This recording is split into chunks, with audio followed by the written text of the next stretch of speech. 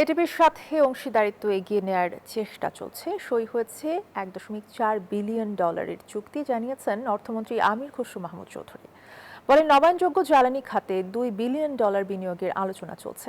এর আগে রাজধানীর তেজগাঁওয়ে প্রধানমন্ত্রীর কার্যালয়ে প্রধানমন্ত্রী তারেক রহমানের সঙ্গে সৌজন্য সাক্ষাৎ করেছে এশীয় উন্নয়ন ব্যাংকের এডিবি প্রেসিডেন্ট।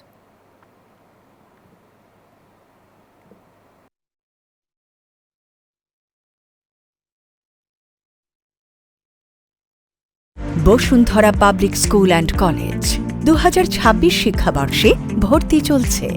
এডিবির সাথে বাংলাদেশের যে পার্টনারশিপ, অলরেডি আমাদের একটা পার্টনারশিপ আছে, বাট এটাকে আরও কীভাবে এগিয়ে নিয়ে যাবে এটার উপর দীর্ঘ আলোচনা হয়েছে। অলরেডি 1.4 বিলিয়নের একটা এগ্রিমেন্ট গতকাল সই হয়েছে, বাজেট সাপোর্ট সহ কিছু প্রজেক্ট সহ।